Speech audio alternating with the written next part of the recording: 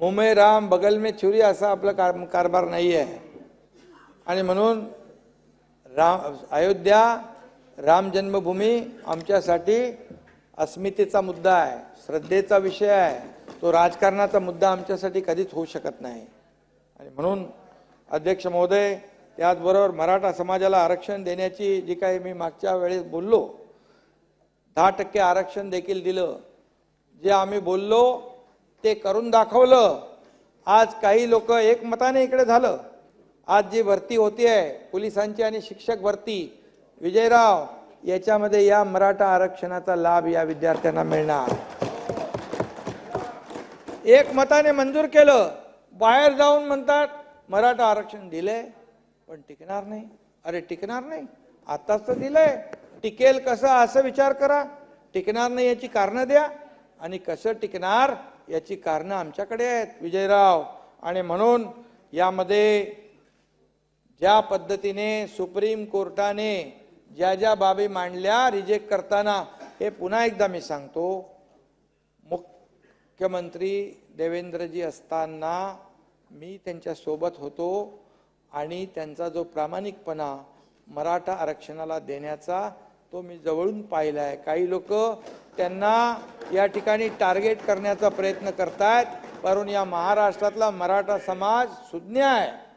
आम्ही मराठा समाजाला आरक्षण दिलं पण हायकोर्टामध्ये टिकवलं, पण दुर्दैवाने सुप्रीम कोर्टात सरकार बदलल्यानंतर ते रद्द झालं. म्हणजे कोण याला जबाबदार आहे? मी तर म्हणेल ज्या कितीतरी मोठे नेते झाले मराठा समाजाच्या साथीने, आशीर्वादाने, जेव्हा जेव्हा त्यांना संधी होती मराठा समाजाला आरक्षण देण्याचं तेव्हा त्यांनी दिलं नाही. जेव्हा आम्ही देऊ लागलो तेव्हा आडवे का येत आहे? आणि म्हणून या आरक्षणामध्ये 4 लाख लोक दिवस रात्र काम करत होते. या मराठा आरक्षण जे दिलेलं आहे हे कायद्याच्या कसोटीवर, कायद्याच्या चौकटीत बसणार, ओबीसी समाजाला धक्का न लावता, इतर समाजावर अन्याय न करता आरक्षण देणार, ही भूमिका सरकारची होती. तो शब्द आम्ही पाळला विजयराव. तुम्हाला पण भीती होती, पण आम्ही सांगितलं होतं. आणि कुणाला वाटलं नाही एवढ्या लवकर हे आरक्षण मिळेल, पण आरक्षण आम्ही दिलं.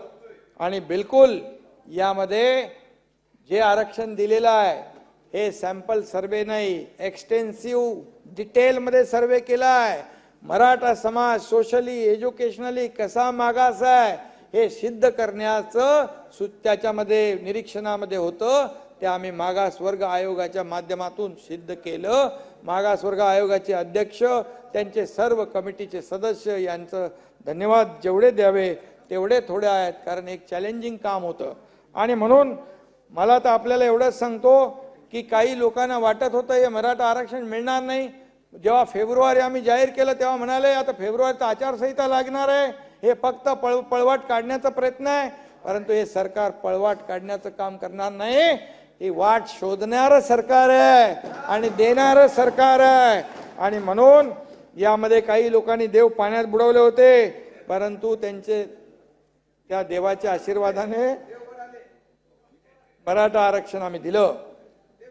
आणि म्हणून काही लोक जातीमध्ये द्वेष पसरवण्याचा, विष कालवण्याचा प्रयत्न करतायत, परंतु हे सरकार कदापि त्यांचा जे काही प्रयत्न आहे तो सफल होऊ देणार नाही. सर्व समाजाला सोबत घेऊन काम करणारे हे सरकार आहे. आणि म्हणून आम्ही जे काही काम करतोय या गतीमुळे सगळेजण सैरभैर झालेत. आणि म्हणून मराठा समाजाला हे दिलेलं आरक्षण जे आहे हे टिकेल, त्याचा तात्काळ लाभ देखील आता सुरुवात झाली मिळायला.